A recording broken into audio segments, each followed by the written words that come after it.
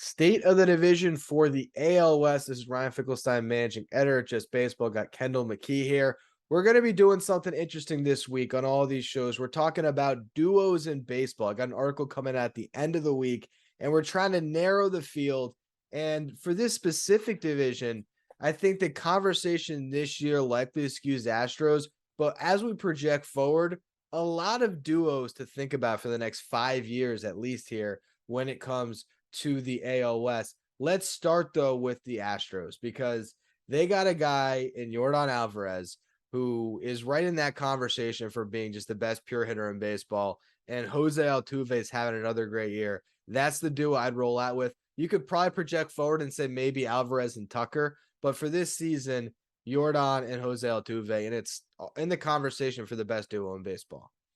Yeah, I mean, there you could make arguments for other duos in this division that are better, but like it doesn't matter if your duo's great if the rest of the 25 man is just horrific, you know. I mean, you think about the Angels here, you know, you think about Shohei and Trout, but then they're just so bad right now. And I mean, even with Trout hurt and everything, it's just a bunch of question marks. So currently, I'm also going to go right there with you and say Altuve and Yordan. And I do like the thought of Tucker and Yordan down the road as well. And then you've got to imagine Jeremy Pena, you know, like accumulates some at some level, and it's just a matter of is he number 2 or 3 on that team. So Yeah, you know, if you expand it beyond just offense, like if Pena that's could true. be Yeah, like if he can be what he was kind of he's slowed down a little bit offensively. The defense has been great. That could be the thing where he could be like the most valuable player outside of it's crazy that Yordan as a DH is so valuable. A 4.8 F4 as a DH strictly, and the defense that he's played has been bad. So yeah, it's amazing. I mean, this guy is so good.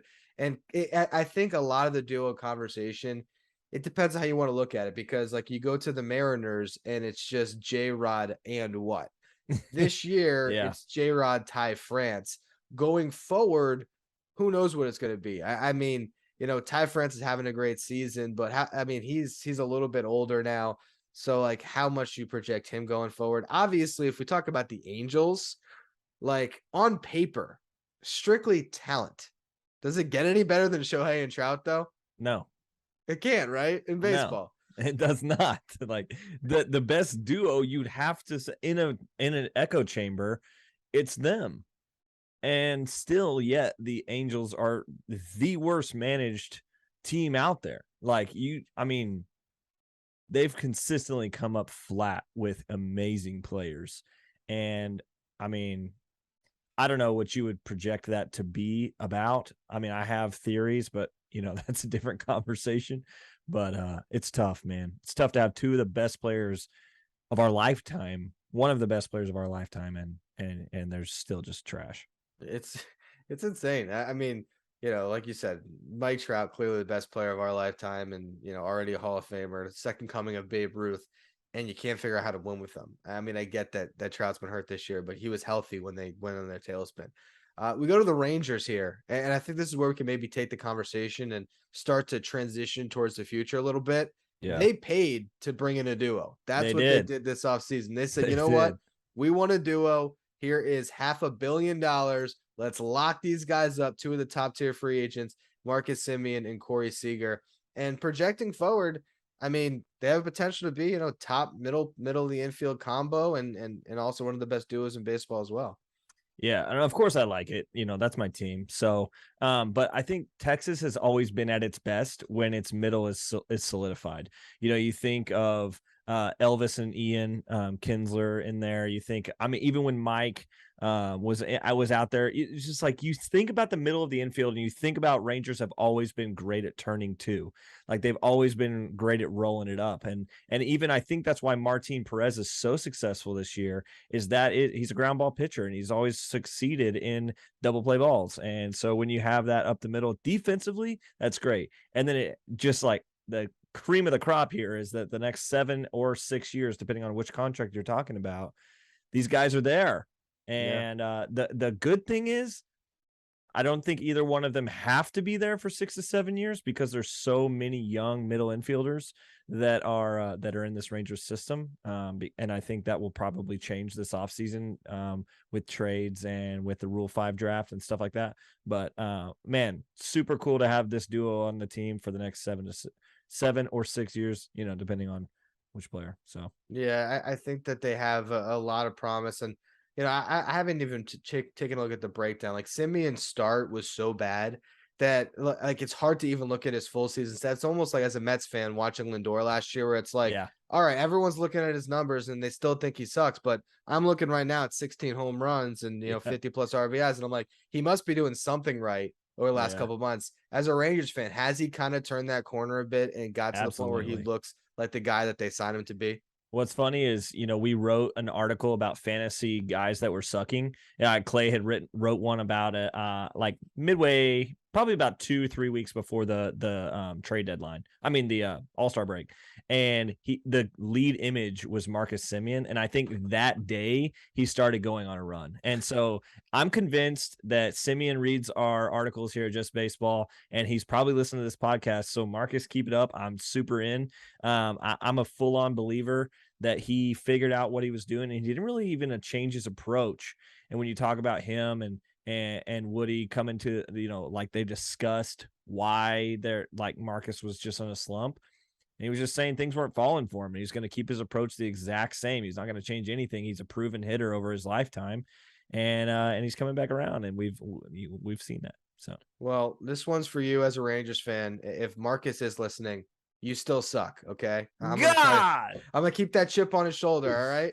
Look at your numbers. You got a 99 WRC plus on the season. What a waste of money. All right, go out there and keep raking. So we project forward, and I want to talk about the Mariners here a little bit, because I wrote an article about Julio Rodriguez prior to the All-Star break as well, basically saying he's going to be an All-Star. He's the best rookie this season. We actually just had our rookie ladder that went up today, and he was atop it. Julio Rodriguez, the best rookie in baseball right now. I really do think there's a chance that this guy could be, within the next 3 years, if not the best player in baseball, a top 3 player. He's that good. I just don't know who the other guy is. Like who is the other? Is it a prospect? Is Jared Kelenic suddenly going to figure it out? I don't quite know, but it gets to that point where it's kind of like Trout prior to Shohei, where you're like, pair him with anybody and he could be the best, part of the best duo in baseball. Yeah, when I think about the Mariners 5 years from now. So what I did is I projected 5 years and ranked them in the next 5 years. Okay. And so I can't imagine that somebody in that Mariners farm system that's good and athletic and in the outfield, or honestly, even in the infield, doesn't show up to the plate. I want to hope that's Kelenic. Like they just optioned Lewis today. Like everybody's just mediocre right now other than J-Rod, but I think he might be so good it won't matter. Yeah. Or they could just make a trade for I don't think the Mariners are done, and they're going to be a force in this division for a while.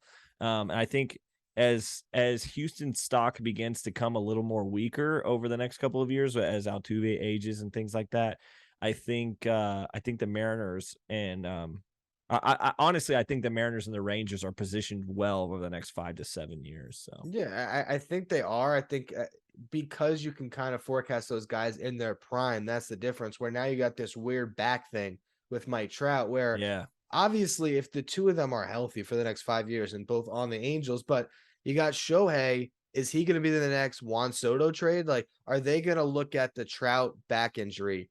They're going to maybe talk to his representatives to their contract extension on Shohei and find out that maybe he has eyes elsewhere. And are they going to say, all right, we just got to reset the farm? And then suddenly it's an aging Mike Trout and nothing in Los Angeles with this Angels team. I think that can happen here. And if that does happen, like suddenly I wouldn't put them behind the Athletics, but it could be the worst one projecting forward, despite the fact that they had the most talented 2 players. I know, man. Like, so my 5, just to give you the list over the next 5 years. So I did 5 years from now. I had J-Rod and whoever else. I put France there for now, just because he is 28 years old. He could still be theoretically on the team and still doing okay at 32 years old. Then I have Semien and Seager because I don't think, I mean, like probably one of them rolls into a DH role and the other one will be there. It's just simple because of the fact that I'm not sure how Altuve goes in 5 years. Where is he at? I don't know if Kyle Tucker's still with the team or how. I think the Astros have too many, like, who's going to be there. So I think I put Semien and Seager too. That also might be some bias. I'll be okay to confirm that. I have Alvarez and somebody second. I didn't know, Tucker is a great example there. And then I have Trout and somebody next because I don't think Shohei stays with the team. I think they were so aggressive at the trade deadline this year. Like, I didn't expect them to really come to realization that they needed to move Syndergaard and Iglesias and all those guys. I think that was just the start of it. I think they're going to try to get a massive package for Shohei in the winter and just see how it goes.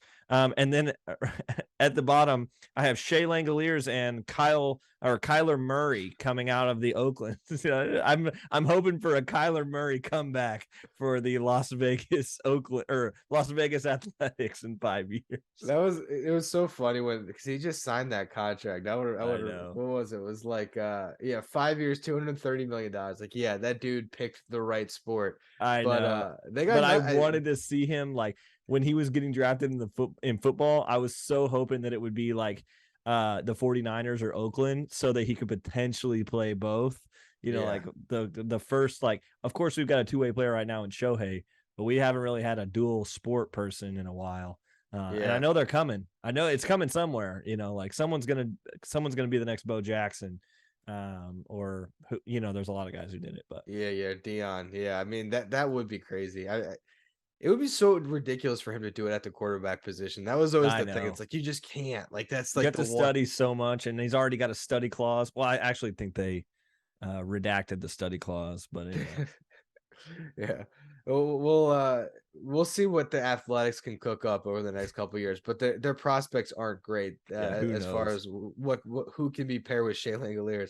And then you get to the Astros, and I do think there's a little bias there for you. I would probably put the Astros above the Rangers because I just think that Alvarez is that good, and I think that Kyle Tucker, still probably under control for, I want to say, 3 more years at least.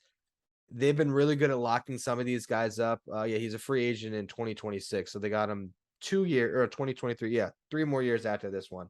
So I like the two of them a little bit more than the Semien Seager combo, but it's just a matter of if they decide to lock him up. If they don't, like, maybe he's trade bait in a year or two. Yeah, that's what I'm really thinking. I honestly don't think they bring 2 of them back to, like, in 5 years. I think this team looks significantly different, and I think the Astros are not in a good place. Like, I think they're in their head mentally doing that rebuild that they did. What was that, like? Probably 8 years ago now. 2013, 2014-ish, around there. Yeah, so 8 to 10 years ago now. I think that will be a cycle for them, and they already know how to do it. So they're just going to, like, try to revert to that, maybe try to keep some of the young guys on, or maybe trade them for future depth and just keep. I mean, obviously it worked for them. Why don't they just try it again? Yeah, I think that if Kyle Tucker isn't signed to an extension over the next calendar year, so like through the deadline next year, then you would start to think about it, because they did a good job getting Alvarez locked up. Obviously, at one point they did that with Altuve. I don't even remember how long ago they signed him to his extension, but who knows? I do think I feel like he's 55 years old. Yeah, I know, and he's still doing it. But I do like your rankings there. I do think it's J-Rod and anybody. I like that. I think that the Astros and the Rangers, the 2 Texas teams, kind of in a heat, and it's shocking to put the Angels below those teams. But I just, that's as murky of a future as any team in baseball with that team. So let's actually look at an actual state of where things stand in this division when it comes to the playoffs, what to watch here as we get into these races. The Astros are running away with it. They're in this competition, actually a dead heat as we're recording here, 71-40, them and the Yankees. So they got a shot at the 1 seed. Which is crazy because everybody's been talking about how crazy good the Yankees have been. Yeah. And I really don't feel like anybody's talking about how crazy good the Astros are being, because everybody hates them. It's funny because Jack said it maybe a month ago at this point. He said the Astros should be the favorite. in the Yeah. American League. And the more you think about it, I kind of agree with that. I mean, their Yeah. starting rotation, like, first of all, Justin Verlander, like, what kind of cyborg is this dude? Like, off of Tommy It's John, not fair, honestly. Like, is he like 40 yet? 39 years old off Tommy John. He's gonna pitch until he's 50. I mean, he's insane. Is he gonna get like a 3-year contract after this? I don't even know, but probably. it, you got that, and I just see them as being the clear kind of favorite to me. As much as the Yankees have been great this season, yeah, I like the Astros more, and the Mariners are such a fun team to watch. Yeah. I hope that they break. Like, is there a chance still that they fall out? Like, you still have the Orioles, you still have the Rays, and you have the Yeah. Last night, Guardians and I the think the Twins. I mean, Orioles were half a game back last night. I don't know where they're at now. yeah, the Orioles are actually in position currently. They're tied Nice. with the Rays, both 58 and 52. A game, they're both 2 games back in the win column, even in the loss column of the Mariners. And then you got the Guardians and the Twins at a dead heat in the Central, and they're a half a game behind the Orioles and the Rays. So that race is really competitive. The White Sox are hanging in. Like, the Mariners have a lot of teams that they're going to be, vying for position with. I guess the question is, like how do the Rangers play as spoilers? I don't know how much they've played the Mariners this Yeah. year, but like there's still some teams in this division that are going to impact the playoff race, even if they're not going to make it. Absolutely. Because the Mariners, they've been cursed for so long. I just wonder if they can hold on this year. Let me ask you this. I know this isn't exactly the AL West, but this is pertinent because now he's on the AL West team. Yeah. Do the Orioles? So everybody was like, "Oh, they made a wrong decision trading Mancini because now they're in the playoff race." Blah, blah, blah. Don't you think that's like a benefit? Like, you got an extra guy back. Of course, you got rid of like basically your mascot, but at the same time, you might still get in, and you got some stuff in return. No, I Isn't think that it good? was. I think it was because I really think that you're in complete gravy mode when you're the Orioles right now. Like, they don't have to make the playoffs. It's just good to be playing competitive baseball in September. For the long-term future of your team, get something back for a guy like Mancini. And also, you talk about it being the mascot, like, as far as doing right by him, they sent him to the freaking favorite in the league. Yeah, that's true. So it's like, and he's killing it, hitting home runs in the Crawford boxes. Yeah. To me, it was a win-win deal across the board. And I don't think that the absence of Trey Mancini is going to make or break the Orioles' playoff chances. If they make it, it's because their bullpen's still been really good, and because like guys like Adley are on a tear, some of the younger talent. So I say lean into youth when you're in that kind of a team in the middle. Yeah. I love that. I love having the like flexibility of being good, but you're not required to be. Like, what a Exactly. great spot. Like that's something that New York has no idea what that is about. Like, neither one of y'all's teams know how it's. Texas knows a little bit about that. Like, Yeah. but, The Mets have had those years like 2019 where that's basically where they are, but they went all in to yeah. like it's not like they weren't all in. They freaking Yeah. traded Jared Kelenic for Robinson Cano. Jeez. Edwin Diaz is good though now. Anyway, that's my little look. I still get some Mets talk in. I got the banner behind me. I can't help myself. That was the state of the AL West. We'll be back next week for more coverage down the stretch here as the season is down to our final 50 games. So playoffs are upon us soon. Year has flown by, but we'll be covering everything with the State of the Division podcast, each division throughout the week.